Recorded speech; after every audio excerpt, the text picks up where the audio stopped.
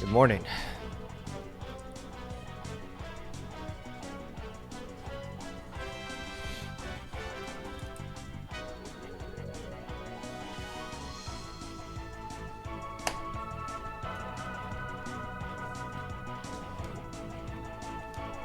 Look, I fixed it, all right? You don't have to keep pointing it out.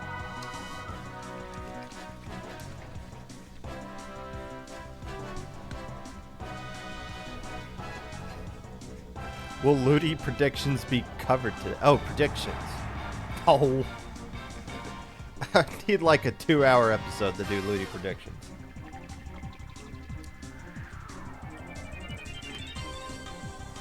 Honestly, I might not do a live show I might do like a recorded episode of LUTI predictions that I could just do at night. It's like, I don't think I'm going to have time to do a 2-hour LUTI prediction show. Because I would want to do every single div, and 600 teams is a lot of talking. And what am I going to do for the 200th episode? What is it going to be?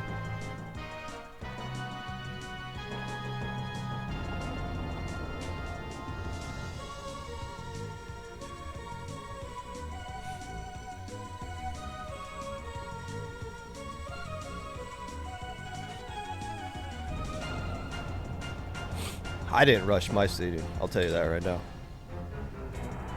I spent 30 minutes looking at every single team. Haya was already on the Popcast, Baki. I'm not joking. He was on at the Low-Tide City one.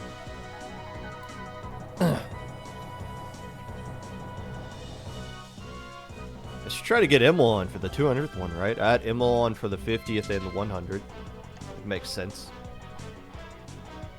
It's LUTI season.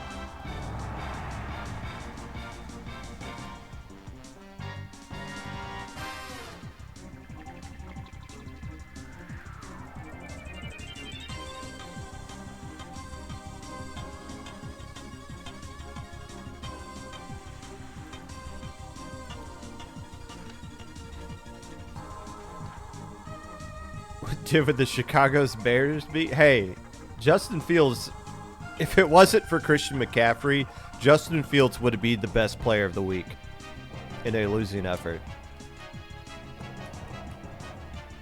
But,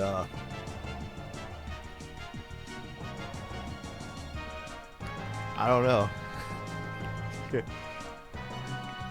I think they're going to be just fine. I think the Bears are going to be just fine. Not that I care.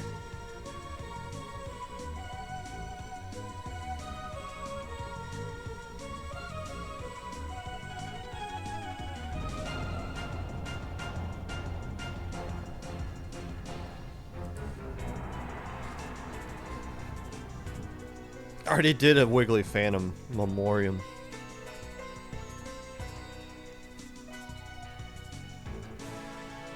The Bears could beat the Whip Rays. 100%. I don't know if you heard, but ever since Riptide, they've been washed. At least that's what I heard through the grapevine.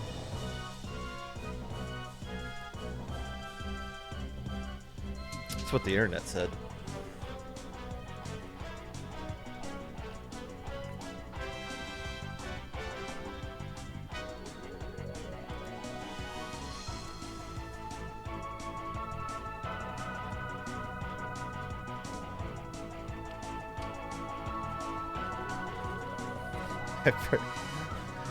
I forgot to have moderators now.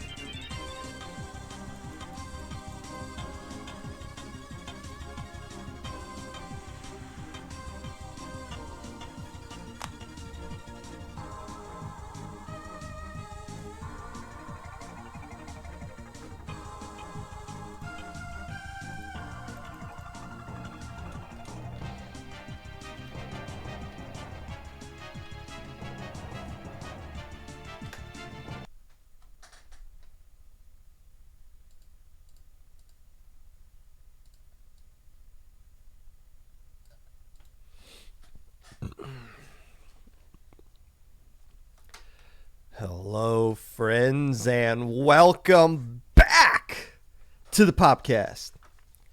Whenever you're listening to this, whether it be live or VOD, Twitch or YouTube, or Spotify, while you are claiming the LUTI Seating Council rushed their seating,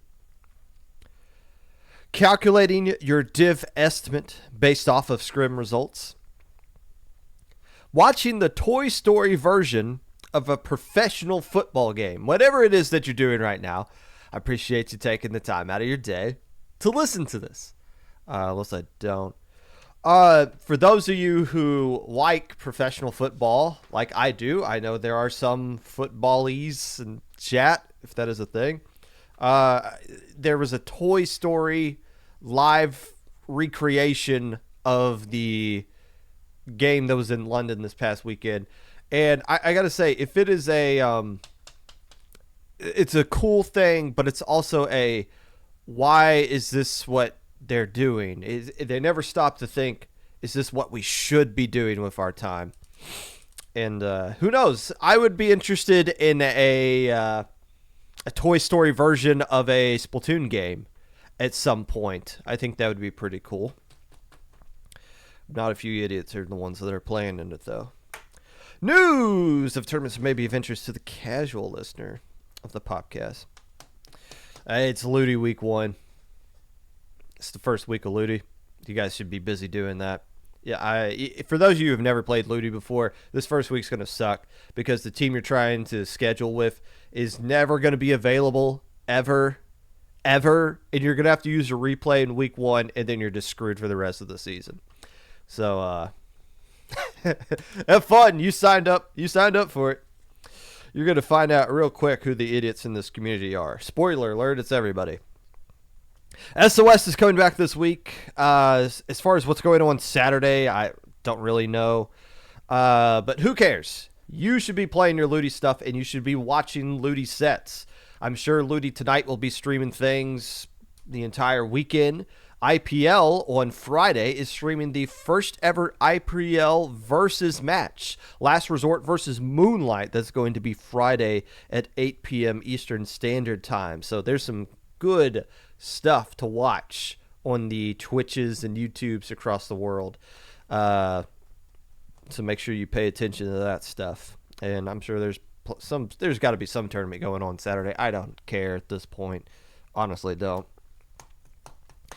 Today, we're going to be recapping Little Squid League number 33, among other things. The biggest Little Squid League ever. Again. And I'm also going to be dedicating the entire episode to talking about LUTI. So even when we're doing the weekly recap, I'll link it back to LUTI divs. When we're doing Little Squid League, I'll link it back to the LUTI Seating Council. Like, it's all going to be tied into this neat package with the mindset of giving you guys the mindset of what goes on in the LUTI Seating Council. All that and more. But first,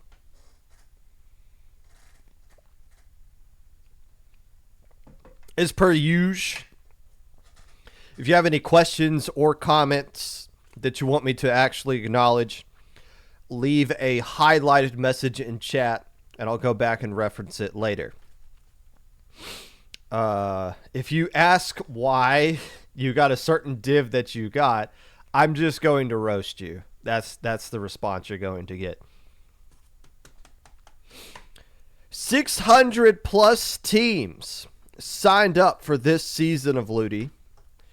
If you do the math, I don't know how many players that is, but that is roughly over 3,000 players that played in it, that is signing up to play in this LUTI season.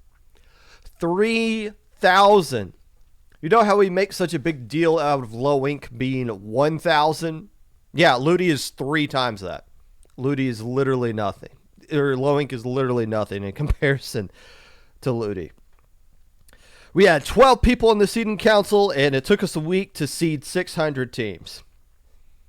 Just saying that out loud kind of makes you sink in, like, oh, that was impossible. There's no way they could have done that accurately, correct? No, I am full full no cap here, even though I'm wearing one. I honestly think the divs across the board are pretty damn good. I feel really good about the LUTI divs that have come out from X all the way down to, 10. Div 11's a total crap show, but that's usually how it is. I feel really good about these things. Is it 100% perfect? No. Of course not. Of course they're not 100% perfect. But I do want to make it a point of this. What the LUTI Seeding Council did this past week is something nobody in this community has done. This is uncharted territory. Nobody other than the 12 people in that seeding council can now say that they seeded a tournament with 600 plus teams in it. Nobody. Nobody's even come close to that. The only other tournament, like individual tournament that had that number of teams was an Overlord tournament back when they did those single elimination things. They had like one tournament that had like 700 teams back in Splatoon 2. And then but even then, they didn't actually seed all 700 teams. They seeded like teams 1 through 50, which were the actual teams everyone knew. And then the like 51 to 700 some odd was just thrown in randomly. There's no way they seeded all 700 teams in that single elimination tournament in one day. So this is uncharted territory that the seeding council is in. There's no prior experience to go off of. There's nobody else in the community to be like, hey, what's your experience seeding 600 teams? Like, what should we be expecting in this procedure? There's none. There's no rule book for this. You just make it up as you go along. Nobody thought there were going to be this many teams signed up. Nobody on the LUTI staff, I'm assuming, thought that this tournament was going to be this big. Yeah, last one had 400 some odd teams, and that was crazy then. How can it get that much more crazy? Like, where did these 200 extra teams come from? This makes no sense that it's this freaking big. And yet somehow the LUTI Seeding Council was able to get it done in a way where I think it was fine. And now, let me say, when I'm sitting here saying that nobody has experience doing this, I'm not sitting here saying that people can't be critical of the seeding council. If you've been a regular listener of the Popcast, which I know you are, I'm always beating the drum. Be critical of TOs in a fair way. And that includes being a part of the seeding council. However, what I'm saying is, if you are critical of the seeding council, it automatically is not coming from your own personal experience. You're firing from the hip just like the rest of us are in this scenario. It's just making things up as you go along. And for what the seeding council made up this past week, I think was pretty good, to be honest with you. Personally, I think the divs are great. Yes, there are outliers. Sure, the outliers always exist. There's always been outliers when it comes to being a part of seeding teams. This is the 4th season that I've been on the seeding council, and every single time, whether it was a 200 team or 600 team, when the divs drop, there's always somebody, or at least a good chunk, a handful of people that will complain about their div. A lot of them will complain about their div and then do poorly in said div that they got. So some criticism you got to take with a grain of salt. Sometimes you get a lot of people that will just be like crazy obvious. Wow, how did those get mixed up? And then you look at the information they gave you, and well, he's like, oh, you screwed yourself over, hoping that we would play detective with you, and you found out the hard way, didn't you? Now, when people always talk about outliers, though, the point I'm getting at, they always use false narratives as examples.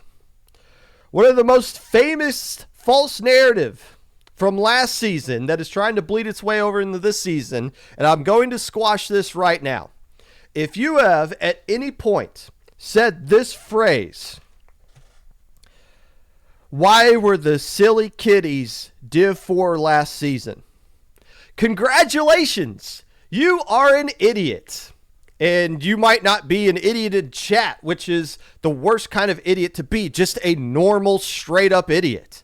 Why can you not say and complain about the Silly Kitties being in Div 4 last season? It's pretty simple, and this is something any one of you could have looked up on your own, but instead you heard a talking point from someone else and just kept regurgitating it across Twitter for an entire year. Do you know what the Silly Kitties record was before they got seeded in Div 4 last season? You don't, but don't worry about it. I'll give you a little bit of a reminder of what they did during the season. Week 1 of Div 4, the Silly Kitties barely beat Drifting Tide 5-3. Drifting Tide went on to not win a single match for the rest of the season. Silly Kitties barely beat that team. In week 2, they played a team called Pico and got their asses absolutely handed to them, a 5-1 loss. The Silly Kitties were looking like a really bad Div 4 team. And then what happened? They changed their roster. They added new players, and then they started dominating everybody. And at that point, when they changed their roster, everyone's like, how could the seeding council put these guys are way overpowered? What was the seeding council thinking putting them in Div 4? Hello? Where were you after week 2 when they were getting rolled up and smoked by Pico 5-1? The seeding council, believe it or not, cannot predict which one of you guys is going to change your team roster after getting destroyed in week 3. The seeding council can't do that. So if you said, why are the Silly Kitties in this division? Congratulations. You did no research and you just heard somebody else say something and you spat it right back out, keeping the cycle going. That's why the seeding council, as much of a Nostradamus as I am, cannot see into the future. But you're going to see that this year. You're absolutely going to see that this year. Keep in mind, the seeding council cannot seed you based off of information that happens after October the 2nd or after October 1st of 2023. It's the null and void. It doesn't work that way. There's no time travel, has not been discovered, so we can't go back and fix that. Now, most of the complaints, not all of the complaints this season, but most of the complaints are from teams who, well, changed their team name at some point to where they're not easily recognizable, have alts as their IGNs, and left the information section of the form blank. Or just straight up lied. Some of you straight up lied about the information that you put. Like, you just made up stuff that wasn't true, as evidenced by a team yesterday claiming they beat Calamity Forge Neo 2-0, only for Calamity Forge Neo to come out and say, you didn't actually beat us. We just didn't hit the check-in button, so it's an 0-2 our way. Some of you straight up lie. And the seeding council has to, like, look through your garbage if you do give information. Of the teams that put no information, I counted on Tuesday, I counted them out. It was over 70 teams that put zero information. Just left it blank. Just left the damn question blank. So you got a team that's just like a name that looks like they hit their head on the keyboard and said, we'll go with that. Gave no information, and none of their IGNs are recognizable at all. What do you do with that team? Now, to be fair, they didn't just get auto-dumped into Div 11. The people in the seeding council were going as far as to Googling the team name to try to find something about them. Like, bless their heart, people in the seeding council, I said to hell with these guys. If they don't care, they can go to Div 11 and have fun. But people in the seeding council did legit give every best effort they could to try to find information about people who were too lazy to give any information about themselves. But still, even with all of that, you're going to have some teams slip through the cracks, and then they go into it. My team did this and that. How come you didn't put me in here? Well, I looked at the information you put on your form as we're trying to bleed through 600 teams as fast as possible. You either straight up lied or put joke information or nothing at all. So I don't really feel bad. if people complain about their divs, the vast majority of the time, I really don't feel bad. I mean, I've done this for 4 seasons. This is the same thing going over and over again, and it's going to be that way in the future as well. You just kind of just look at it and be like, all right, cool. There you go. Oh, nothing new here. Now, let's do the math, because I like to do the math here. With 60 teams, now it's more than 60 teams, well, let's make it a fair cutoff right at 60 teams. If you spent, as a member of the seating council, 40 hours looking at those 600 teams, you can spend and this one should be pretty easy mental math-wise, you can spend a grand total of 4 minutes looking at those teams. 4 minutes if you spend an entire full-time work week looking at the LUTI. 4 minutes. I can tell you with 100% certainty, there's nobody on the seating council that spent 40 hours looking at this. It's impossible. For me, I do have a full-time job. I got a wife. I got a kid. And other obligations at IPL and around, well, the Splatoon community as a whole. I don't have 40 hours to give to the seating council. I think it's fair to say that some people in the seating council were pushing 20 hours. And that is a lot of time. Donating 20 hours to this project is a lot of time to give. So in those 20 hours, if you want to break it down mathematically, that gives you a grand total of 2 minutes to spend on each team. With that context in mind, it's impossible to seed 600 teams. But again, I'm looking at the divs that came out.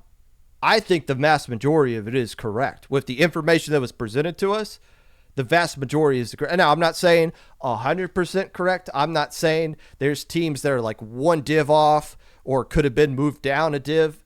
But is there anybody that sticks out as like, oh, these guys are like way out of line? Like they're like 3 divs out of spot. I don't think so. I honestly don't believe it. There might be like an outlier I haven't seen yet. But given the context, I think it's incredible what the seating council was able to pull off.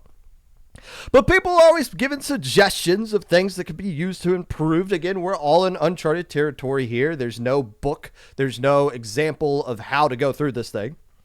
Some of the suggestions people were giving: add more people to the seating council. Now, this isn't my call to make. I'm not a part of LUTI's staff. But as far as my thought on that idea, I don't really know if that would make the process better, having more people be involved with the seating council.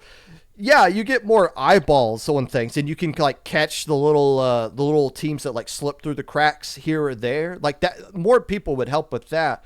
But the more voices you bring in wouldn't speed up the process. I would argue it would slow down the process.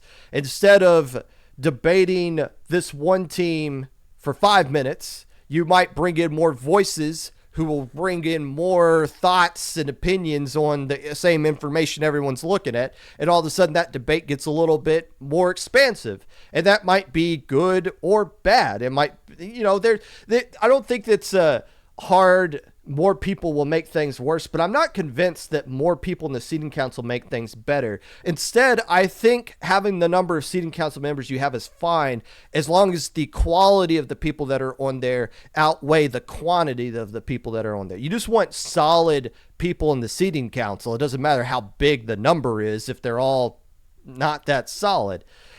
An example, having like a wide variety of people in the seating council. In the past councils that I've been on, you've had people that were there that were focused exclusively on high level, and they would debate Div X and Div 1 and Div 2 the entire week.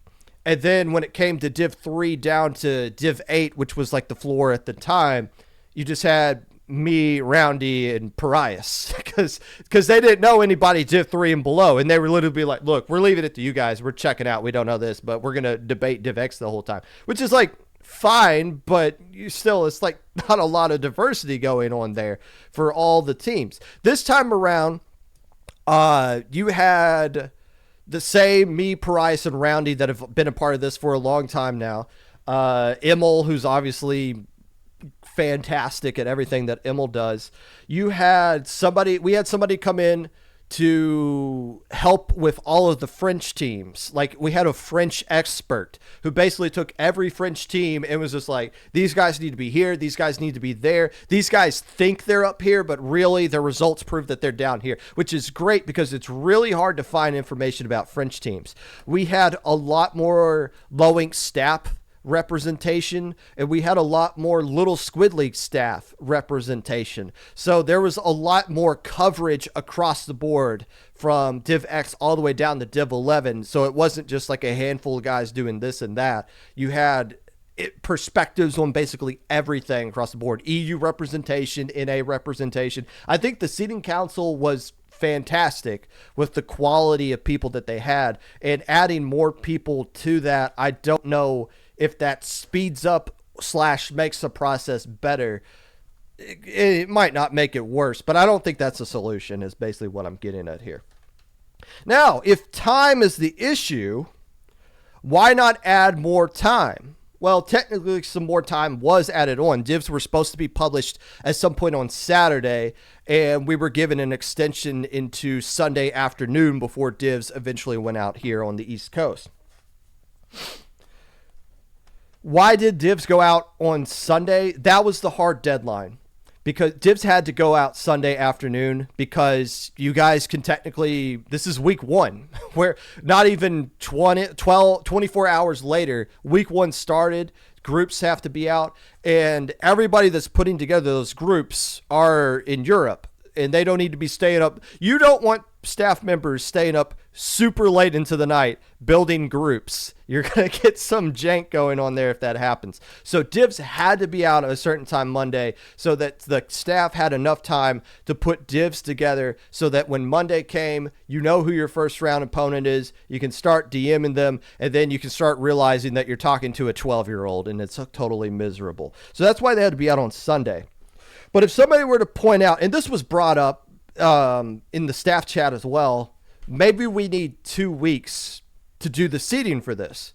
And my first thought was, yes, 2 weeks would be great for this. And then reality set in into my mind, and I was like, wait a minute. 2 weeks? What is 2 weeks going to do? An additional week isn't going to help the seating. It's really not. What's going to happen is we're going to talk ourselves out of the divs that we established in the first week, and then you're going to take additional information that was brought in from new tournaments that other week, and then the results that you used to make the divs the week before, those divs have lost a week of credibility as well. So it's like you're cycling out a little bit of information, you're bringing in a little bit more information. Or do you just set a hard limit of no tournament after this date is going to be considered for the seating council? If you do that, maybe the 2 week thing works if you're refusing to accept more information, but then it's going to make things even more jank when a team wins this big tournament and then you put them in like a low level tournament or something like that. But that's the thought that goes along with it. But here's the other counterpoint as to why this shouldn't be 2 weeks for seating. I don't know about the rest of the members of the seating council, but there's no way in hell I'm donating 2 weeks of my time to seating a tournament where the prize is a badge on a website. I'm not doing that. There's no way. Absolutely no way. And think about it like this. I'm pretty sure of this. There is no tournament, esport, ball sport, or otherwise, that has 2 weeks to allow for their seeding.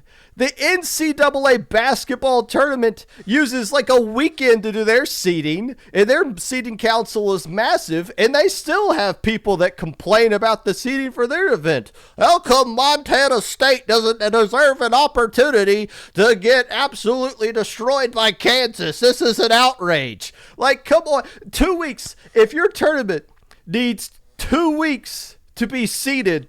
The seeding isn't the problem. You need a different tournament. That's something within the tournament needs to change. That's when you got to stop and say, oh, wait a minute. There's a bigger problem here. And I don't know what the solution. It's not my problem to figure out. Lord knows I got my own problems to solve in this community. We're already having conversations today.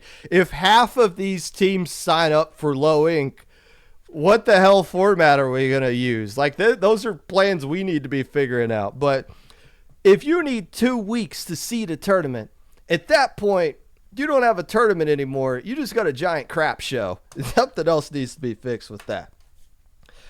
Woo!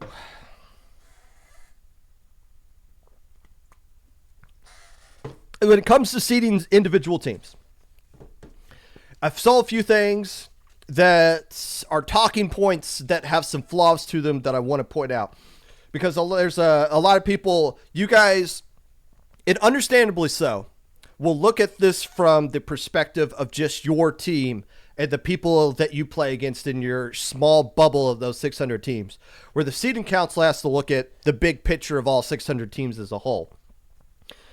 There's a few talking points you guys get to that I want to break down and kind of poke some holes into the theory. First off, I am a Div 6 team. This team that's in Div 4, I beat them head to head.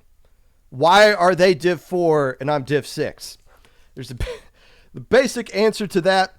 Just because you beat a team head to head doesn't mean that you own every single win that team has. You got to look at the total body of work. If you were beating that Div 4 team and consistently beating every other team at their level, you wouldn't be in the div that you are, unless we totally missed you. Don't at me on that. But just because you beat that team, what if that team goes on and beats a Div 2 team? Does that mean you're better than them? Let's use a random example. You beat Octopi back when Octopi was eligible for Little Squid League. That doesn't mean that 4 months later, when they won a paddling pool, even though you're still eligible for Little Squid League, that you would have won that paddling pool. It doesn't work out that way. It means you beat Octopi in this moment of time back then. Same thing with Joe Starfish, Joe Cephalopod, Joe Starfish. They're a hot topic nowadays because they couldn't buy their way back into grand finals of Little Squid League. And then they play in Super Jump. They play Silly Kitties in losers round, and the Silly Kitties end up dropping. So JoJo all of a sudden gets moved up into Alpha Bracket. Well, now everybody that beat up on JoJo back in Little Squid League is starting to think, whoa, wait a minute. We beat a team that made Alpha Bracket of Super Jump. Why are they placed up there? We should be above them. We're better than them. No, JoJo got better results than you. And yeah, you beat them in a best of 3 in one thing. Doesn't mean that their overall body of work is worse than your overall body of work. It doesn't work that way. When you look at it just a perspective of who my team beat. Okay, well, who does that team beat? And who did they beat? You got to look at all 600 teams in that kind of convoluted way. But when you look at it from just your perspective, yeah, it makes sense as to why you should be above that team. When you look at the big picture, though, that is why if you beat a team above you, that you don't automatically get placed in that div or higher. I cannot believe I have to mention this. No, scrim results were not considered in your div. If anything, if you put scrim results in your information form, select members of the seating council, mainly myself, thought less of you. There's nothing you could do to say that you should be low ink eligible than to put scrim results in your form. Guys, I hate to break this to you. Scrims are not tournament sets. They're practice. We're talking about practice. Practice. How many times have I done a scrim and with my team, and the mindset wasn't to try to beat the snot out of the person. Yeah, we're trying to win games, but we're also experimenting. We're also working on comps that we want to use. We're trying to grow. When you're in an environment where it's okay to experiment, you get better. But if you're going full try hard, trying to win every single thing against a team that might not be doing that, maybe you're not doing the right kind of practice to get better. How come if you follow the NFL, there's always reporters during preseason that are like, wow, this player is really doing horrible in this training camp. How come that player always does great during the regular season? That's because during training camp, they're experimenting new things. They're practicing. They're trying out different things so they can figure out what works and what doesn't. How many times have you scrimmed somebody and you quote unquote beat them in a scrim, but when you play them in a tournament, they beat your ass 6 ways to Sunday? It happens all the time, doesn't it? Maybe it's because that team you beat in a scrim is practicing better than you are in your scrims, using their time a little bit better. But let's pretend we live in some sort of fantasy world where scrim results do actually hold some value. Even if they did, we can't verify if your scrim results are real or not. We just have to take your word. Oh, wow, 7-2 against Milag Paradise. Wow, what a great scrim. I mean, there's no evidence that actually happened or that was the results or what map pools that you played or what weapons anybody used. But if that's true, hell yeah, sign you up. Div 3. Here's your Div 3 pass right here. There you go. Enjoy that. Oh my gosh, guys. If you put scrim results in your bio, bless your heart.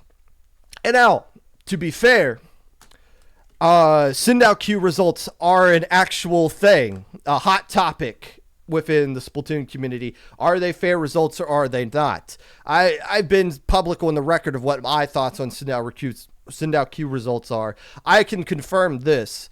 The word send out queue result never popped up once during discussions in the LUTI Seating Council. I'm not saying it won't be a factor in the future. Maybe there's an easier way to kind of find that information, or like LUTI is more tied into the send out website. But there was never a time where somebody said, well, let's look up these guys on send out. Like, you can look up people's send out queue profile, but there was no point where somebody said, well, let's see what kind of matches they played in send out queue. It's just not up to the point of that yet.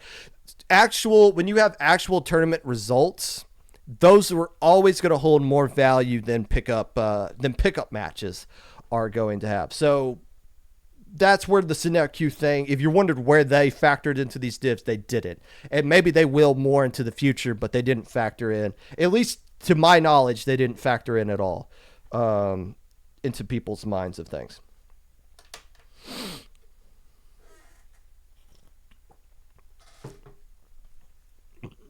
All that aside, everything I just mentioned up to this point is just distractions.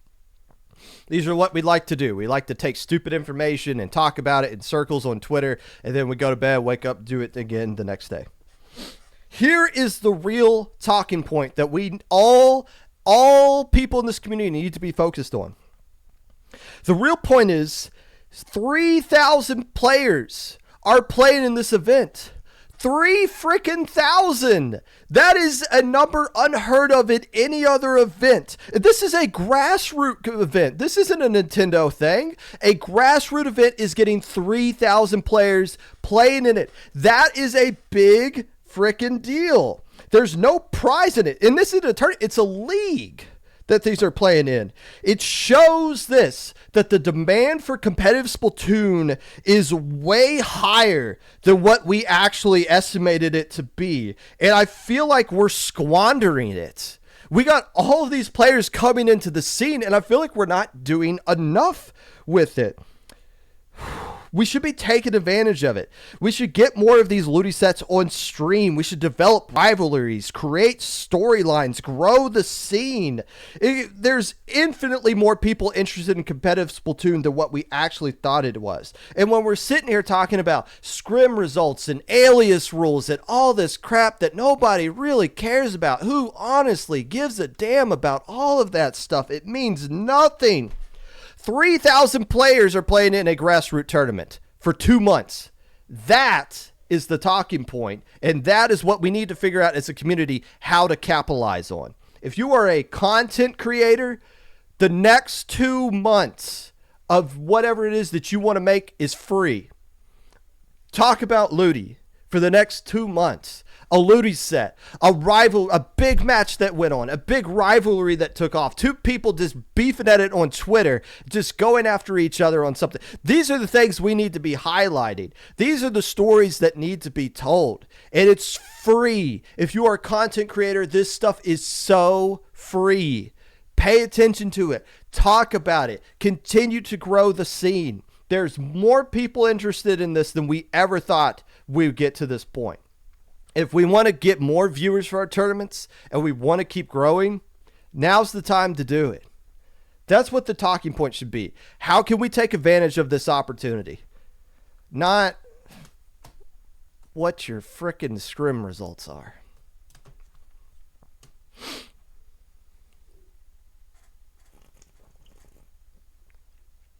A lot of highlighted stuff probably got buried. 6 degrees of separation away from a jackpot win. Yeah, technically. Shout out to Toolbox, by the way, who's now going to be bankrupt, I think. I think people of Savage Cabbage said this. I think people overblow how much the divs matter to your team.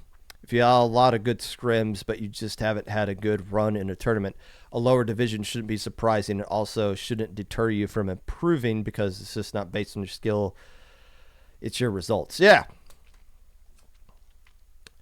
Yes, I agree with that. And I think that's as far up as my chat can scroll. I know there was a lot of highlighted stuff at the beginning, so my bad. If you left a highlighted message and you wanted me to actually acknowledge it wasn't something done, leave it in the weekly recap, and I'll try to get it then.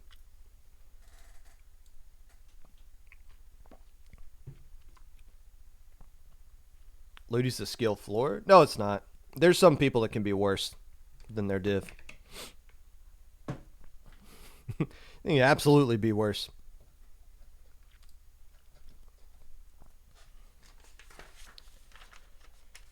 Let's recap the weekend.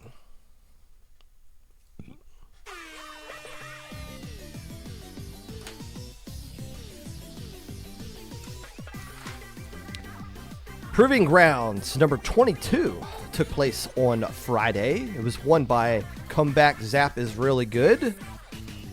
All right. Shadow Bolt finished in second place. Velocity rounds out your top 3. I said I was going to mention LUTI divs and everything that we do today. In Proving Grounds number 22, yes, the Seeding Council paid attention to every tournament that was going on, aside from the events that were going on Sunday. It didn't seem fair to include Sunday results as they were coming out because divs were being finalized. And so I don't think anything on Sunday counted. The Proving Grounds absolutely did. I don't think anybody really improved their seeding from Proving Grounds. I think it just more so justified where we were currently thinking those teams were at that time. There was a team that had an opportunity where it's like, okay, if you really pop off here, you're going to be moved up into Div X. Like, you can earn a better div here, and they just didn't earn it. It was their moment to shine, and they didn't. For some of you guys, you have your opportunities to catch attention, and it just didn't happen there. Comeback Zap is Really Good, wins Proving Grounds 22. SAC season number 8, qualifier number 1, was won by the Final Reckoning. Velocity taking second place. Fishies on the Lake rounds out your top 3 here. This was a huge SAC this weekend. I mean, you talk about teams having a direct impact on their SAC results being affected directly onto their LUTI div. SAC was huge. Like, this was the perfect time for SAC to take place. I'm not going to say anything about the Final Reckoning, but as far as like where they were before this, but I will say they did significantly improve their standing based off of this tournament results alone. Now, keep in mind, I saw some people questioning the format for this, which is fine. Like, I don't run SAC and people can question the format, but I do want you guys to realize these are qualifiers for the actual tournament. This isn't a knock at the Final Reckoning, but nobody remembers who wins any qualifier like a week later. I don't know anybody who won any of the qualifiers the previous season. The only thing that matters is winning the finals. So does the format for the qualifier need to be like big epic things? No, you want to just get it done and over with, let people get their points and try to move on from there. Regardless, the final reckoning will be making the final tournament, and they'll have their opportunity to flex once again in that. Squid Junction number 52 took place on Saturday. It was won by the Sindao Q Warriors.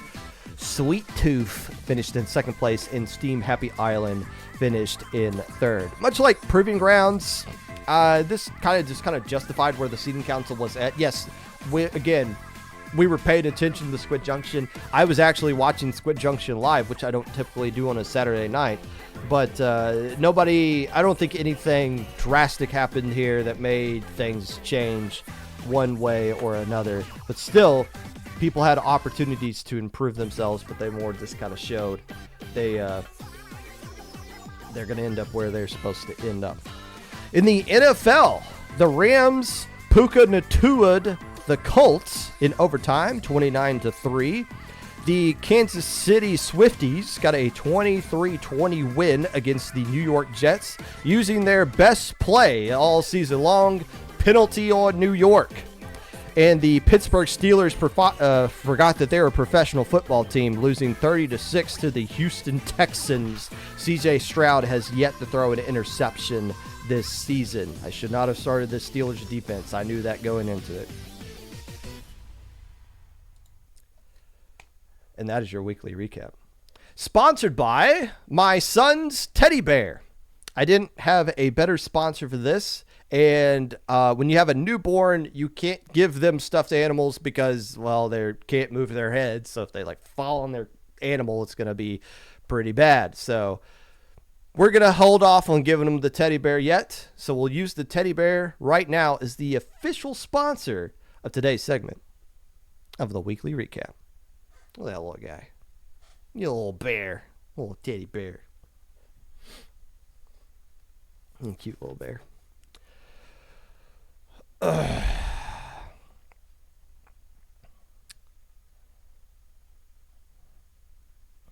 Are you going to cover CCA League as well, since it's going at the same time as LUTI? That's another thing I forgot to mention. LUTI and the Collegiate Cephalopod Association are going on at the same time. It's kind of the same exact thing. CCA is just like college LUTI. They're going on at the same exact time. So, and there are college teams playing in both. You got to be crazy to do LUTI and the CCA. Like basically two LUTI sets per week. It's not worth it. But I'm not going to be covering it to the extent that LUTI is, but I will reach out at some point to get on a CCA representative, as I like to do each season, just to kind of get an update on the league there, because I know there's a good portion of my audience that does care about the CCA, as I do as well. Remember, everyone, LUTI. Oh wait, I already read that one. Thoughts about today's drama? I don't care.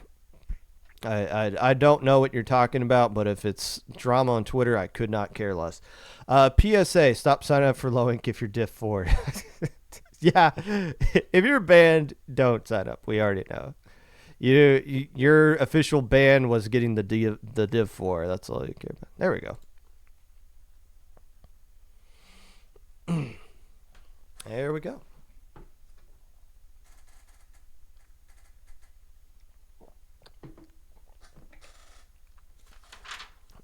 What are your thoughts on the drama? What am I?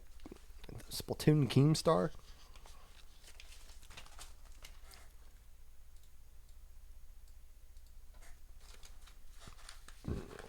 No, I'm an actual adult. And I'm humble as well.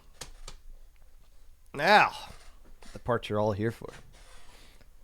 Widow Squidwig number 33. Which is something I should pull up, because I'm going to be showing you guys some stuff, and I didn't have this one ready. I am pretty sure this is, and I say this every single time there is a Little Squid League, that this was yet again the biggest Little Squid League of all time. And what better time for there to be a Biggest Little Squid League? This happened right at the time when the LUTI Seating Council was looking at Div 7 all the way down to 11. And guess what? There's a giant tournament going on here. It wasn't the biggest one. Number 28 had 137 teams. 33 out of 134. So 3 less teams. It wasn't the Biggest Little Squid League of all time. But given the fact that LUTI was going on at the same exact time, and people were literally battling out for their LUTI divs, that makes things significant. Arguably the most important LUTI, or the most important Little Squid League of all time. Eyeballs were not on the actual matches, though, just more so the scores that took place. Why? There was no stream for this. Again, there was no stream. Man, that sucks. But it is what it is. I understand production issues, as do many people in chat understand those things that are TOs across this board. And obviously a lot of the Little Squid League staff was also on the seating council, so they, which made running Proving Grounds on Friday night kind of awkward as well. But hey, it is what it is. So here's what we're going to do. I did actually watch Grand Finals to some extent. I think I caught the last 2 games because there was an unofficial stream that was going on in the server for Little Squid League. So I did catch a last couple of one of those, and that was the only real piece of action that I get to saw. Now, before we're going to go back into look into the groups. Here's the concept I want you lower-ish level Div folks to understand. Div 8 through Div 10 have 96 teams in them. When it comes time to moving people around, it's really hard to determine who of the 96 needs to be moved down and who of the 96 needs to be moved up. When you're scanning over teams and you're like, oh, this team is really good. We put them in Div 10. They need to be in like Div 7. Okay, well, now that you do that, you have to kick somebody out of Div 7, move them down to Div 8, 8 down to 9, 9 back down to 10. So it's pretty difficult to do, especially when you have 96 teams already. So how do you circle through a team that a div that has 96 teams in it and determine the one team out of those 96 that is the absolute worst and has to move down a div to make room for somebody else? You don't.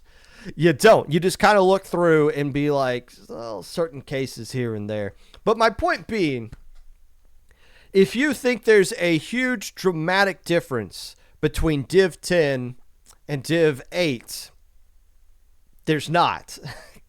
There's not. Am I saying all, 280 some odd teams in that div are at the same exact skill level as each other? No, I'm not saying that at all. What I'm saying is the vast majority of the information that we have to look at for those teams is them just getting results against each other. Since they only get most of their results at the tail end of Low Ink or mostly in Little Squid League, well, they're only beating teams that aren't beating other teams because they're all fighting under this very sheltered skill cap. So it's hard to get that result that would force you above everybody else when you're all at the same when you're all just fighting each other in the same situation, if that makes sense. So I'm going to point out one match from each group that took place in the group stage. I'm going to list the div that the players got pointed out, and you're going to see there's some times where a team that's dived lower beat a team that is dived above them. Does that mean the LUTI Council screwed up? Possibly. But again, you look at the total body of work, and we'll get into that. Can I hit the right thing this time around? I can. Let's freaking go, dude. Boom. So we're going to look at each individual group. We're going to look at one match out of each group here. And one other thing to point out. If you wanted to make gold bracket, you had to finish in the top 2 of your group, which means you have to go undefeated or hope the tiebreaker worked out into your favor for the number 2 spot. That is rough. That is insanely rough. But hey, them's the breaks. This was a single elimination tournament. This was straight up a single elimination tournament if you wanted to win this one. But when you got so many teams, you got to make some cuts somewhere. The match we're going to look at Group A is this one right here. Card Sharks versus the Grizzco Rejects, which is confusing because there are two Grizzco teams in this very group. You got the Grizzco Rejects and the Grizzco Union Busters, neither of which I believe are the college team related to the Grizzco here. No, we're not looking at Creel Streak. We're looking at the Card Sharks here. Card Sharks are currently Div 8. Grizzco Rejects currently Div 9. It would make sense if the Card Sharks would win this one. Did it play into the factor? No, neither team moved on to Top Cut anyways because Coughing Bomb versus Hydrogen Baby got the nod right here.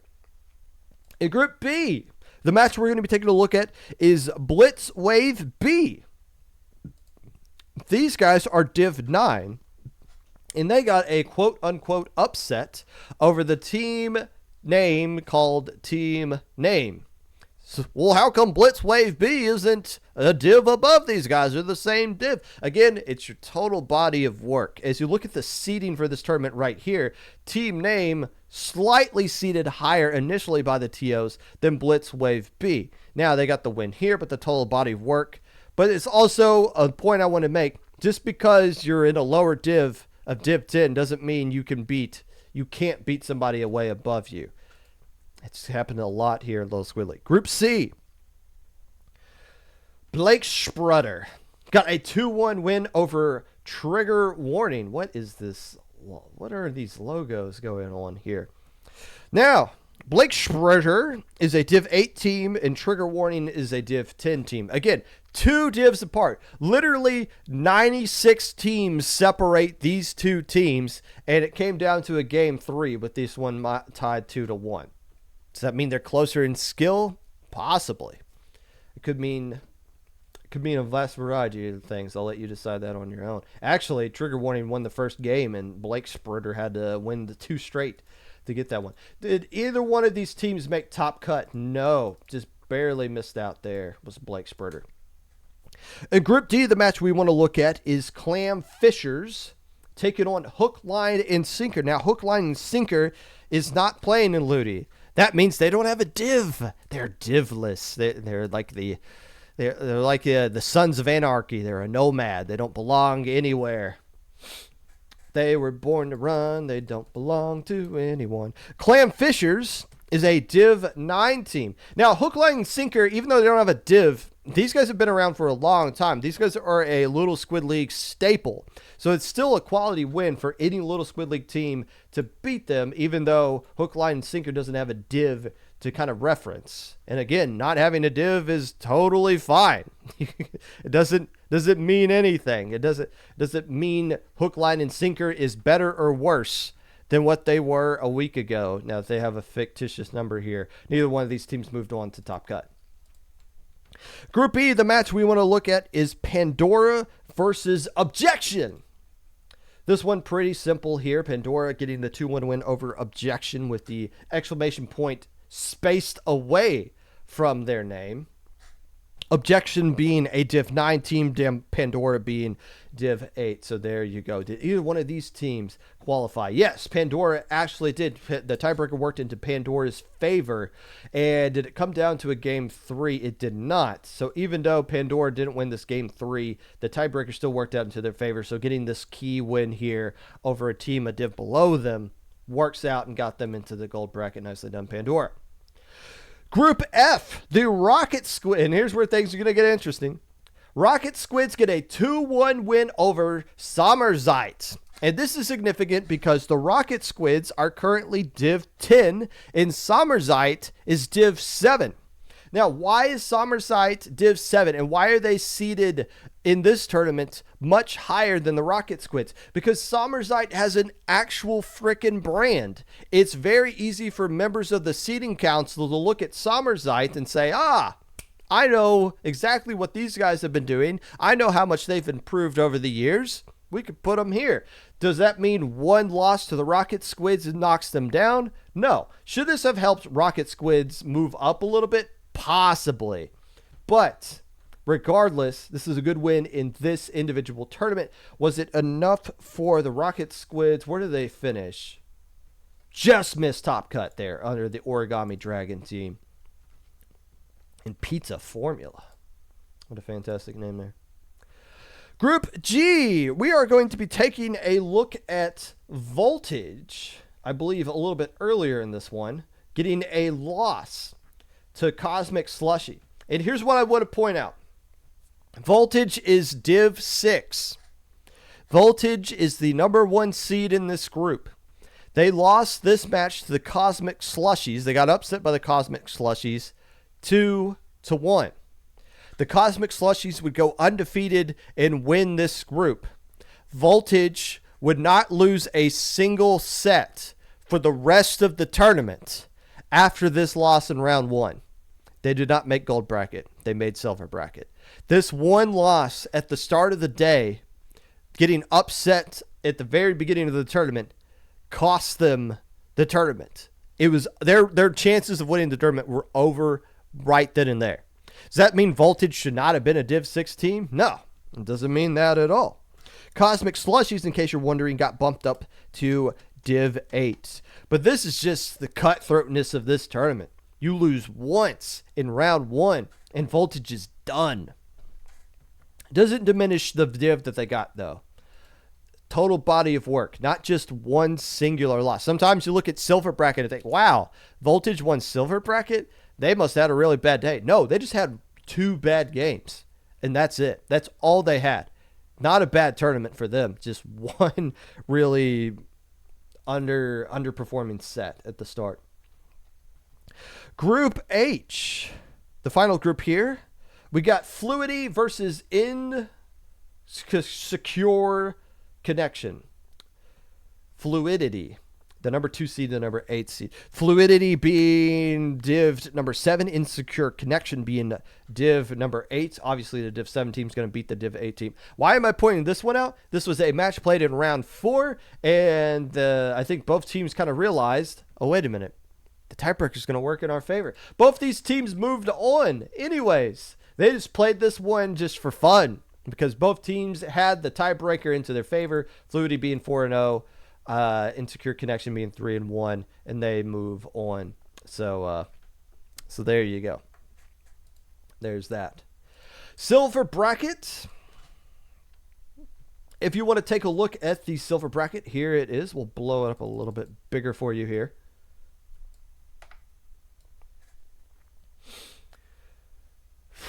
And this is a silver bracket loaded with teams that could very well have won gold bracket. It's just RNG. Well, not RNG, but I mean just rough tiebreakers just working kind of against them here. Voltage being the team that ended up winning this one. Let's start here with the third place match. Ink Drinkers, which is possibly the worst team name of all time, taking on Abyss. And Abyss was able to be the team that got the win there. Abyss being Div 8, Ink Drinkers being Div 7, Voltage and Zippy Zap. Zippy Zap, number 7, and Voltage Div 6. So you got things kind of ascending in order here where, again, you got all the way down to Div 8 and all the way up to Div 6. Just because somebody's dived higher than you doesn't mean you can't beat them.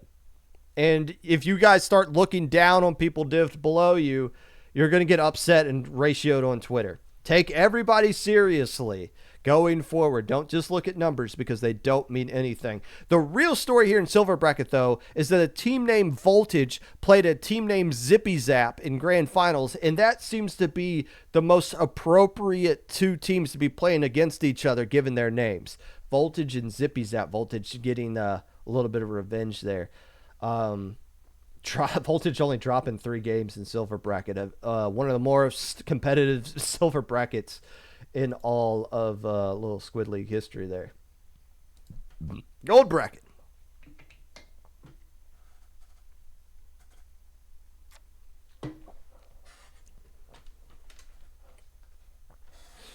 Again, only top 16 teams moved on here. I think they used to do top 32. I guess they just got enough complaints of like this tournament's lasting too long, so they narrowed it down to 16. It's an extra round that basically saves them like extra 30 minutes of tournament time, which does add up. Um, and yeah, things very rough here. A lot of 2-1 results in round one, including the team that ultimately won this one had to barely escape insecure connection. Now here's what's interesting.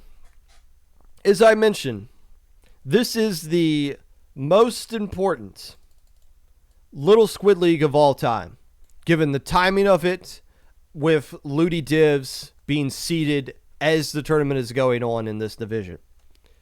With that taking place, you would think a name brand team, a team we all know and love, would step up and win the crown and be well known and be excited. I am forever known as the Little Squid League 33 champion.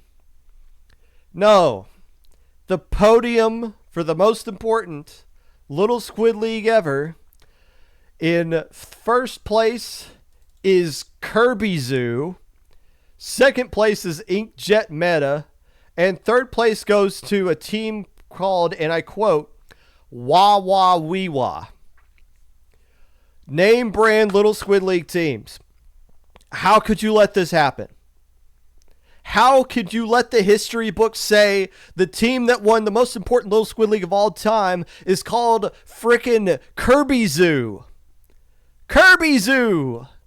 How could you let that happen? White Siege, you guys probably had the best chance to do something here. Now, White Siege did play Kirby Zoo, took them to a game 4. Again, there's no stream of it, so we don't know. And they fought really well here in this third place match, but lost to a team called Wah Wah Wee Wah. Wah Wah Wee Wah. You can't let that happen, White Siege. White Siege being a Div 6 team, a solid Div 6 team, but man, just kind of ran into some trouble right there. Oh, Wawa Weewa is an actual team playing in LUTI. They are Div 7. I can't believe that's a real name. There's also that team called La La La La La that I think they're like Div 4 or Div 3 or something like that. But there you go. This is what your podium of arguably the most important Little Squid League of all time is going to look like. Now, Inkjet Meta and Kirby Zoo. Again, I think I watched the final game of this one. This set was very bizarre. These two teams had some really interesting comps that didn't really... I forget what all of them were, but one of them was using a Splatbrella. And I was like, I forgot Splatbrellas were even in the game. They're using the Inkjet one, which, makes sense. Again, in a low-level environment, you're free to kind of use whatever weapons that you want and that makes sense. But I don't know anything about Kirby Zoo and Inkjet Meta. Are they on broomsticks? Is this some Quidditch that they're playing right here? I looked at these rosters. I don't know if these guys are playing in LUTI or not. If there's no team called Inkjet Meta playing in LUTI, there's no team called Kirby Zoo playing in LUTI. Like, those players might be on like separate teams playing in it. But other than that, my goodness, this is a dropped opportunity. Kirby Zoo, you guys have to be an actual thing going forward. You guys have to be the next Octopi. You have to carry the legacy of this tournament on. You can't just be a Kirby Zoo, win this one, and then escape off into the night and form another project. Kirby Zoo has to be a thing forever now to save the sanctity of what was Little Squid League number 33. Respect my goats, wah wah wee la, LaMayo, you said. Fair enough. Popgun, how many notes did you have to make for this Little Squid League segment? About as many notes as I always make. Here's the entire back half of the script of today's Popcast episode, in case you're interested. Doesn't take that long to do. Oh, I might do a LUTI prediction video. I don't think I'm going to do a live episode of it, but I might just record my predictions of every single div and put it up on YouTube and see how that works. I'm always curious if I just made like a not live episode of the podcast, how would it go? May or may not do that. But half of Inkjet meta was Pond Duck Crew. Didn't the Ducks drop from LUTI? I think they did. Sorry if that's misinformation, but I'm pretty sure that's correct. Man, half of them won Little Squid League and said, I'm done. I ain't playing in LUTI. Screw that. Regardless, that is the end of today's episode of the Popcast. If you'd like to be a part of the Popcast in any way, feel free to reach out. My socials below. Twitter, Mr._Popgun. Discord, Popgun. Twitch at Popgun25. YouTube at 25 Popgun. Anchor.fm /Popgun. Let's find somebody to raid real quick. Why is nobody in the Splatoon 3 tab popping up? I want to look at Splatoon 3 people. Let's go to Brand. Suneku with Starburst. Starburst is still a thing? That FT win nonsense wasn't real? Who knows? Hey, make sure you get vaccinated. Stay safe. Wear a mask when applicable. Enjoy the rest of your life up until Monday when I'll see you guys back on another episode of the podcast. How about that?